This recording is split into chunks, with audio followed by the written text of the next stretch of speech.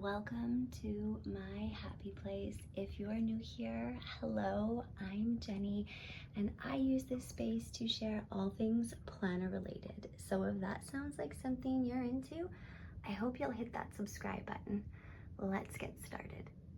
All right, here are all of my tips for cutting your PDF inserts at home like a pro. So you can get perfect looking inserts at home for way less.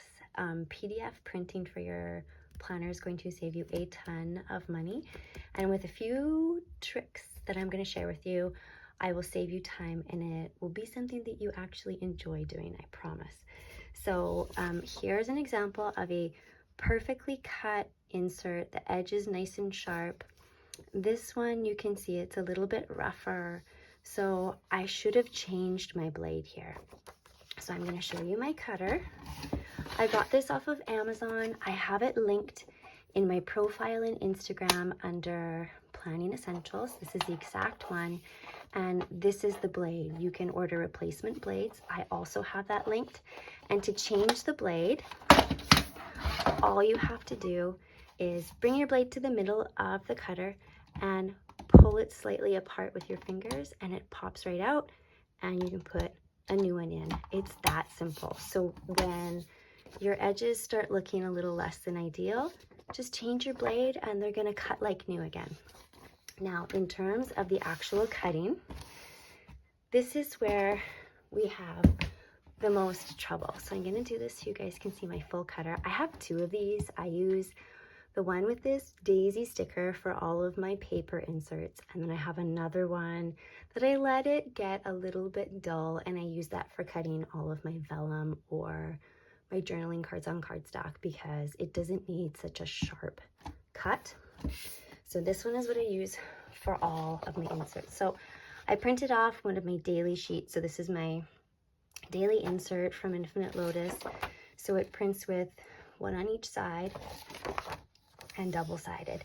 Now the trick is when you're cutting, do not slice the entire length of your page because you're gonna cut off future cut marks that you need to reference when you're cutting the alternate side. So the trick is, it's hard to fight the urge to slice it completely, but it's what you've got to do. So I'm going to line up my dots to the cut line, or my lines to the cut line, and that takes a little bit of practice too. You want to have good light, and you can double check when you slide your cutter. There's a little mark here, and you can make sure that it lines up.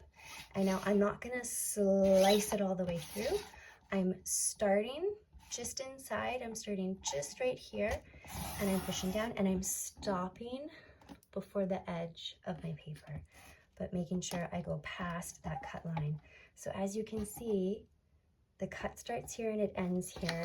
So the edge of the paper is still attached. Sorry, I hit my stand there. That's key. So I'm going to do the middle one.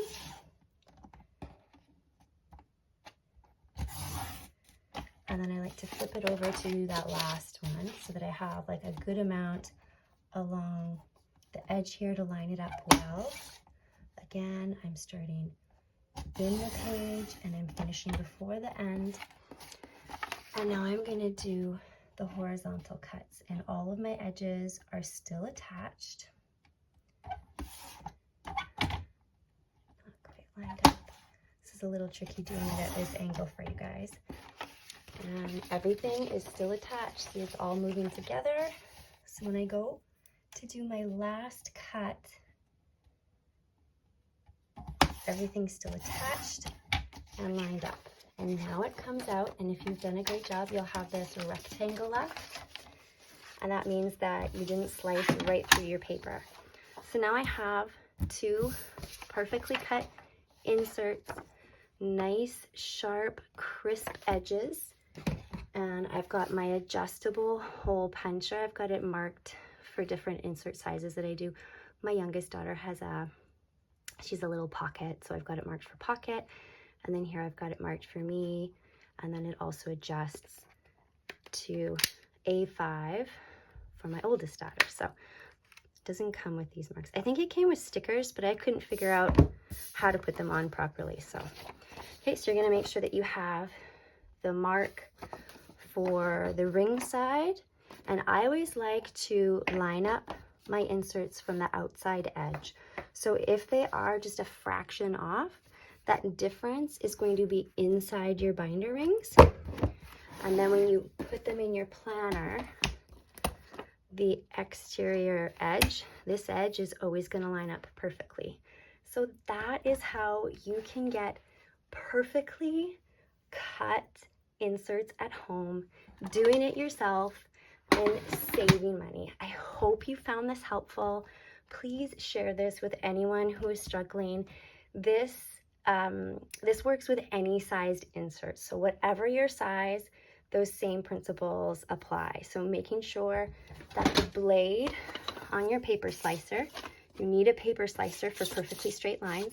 The blade is always sharp when you start to notice those rough edges coming up, like here. When you start seeing those rougher edges coming up, that's a sign you need to pop in your refill. And you're never cutting the entire way through your sheet.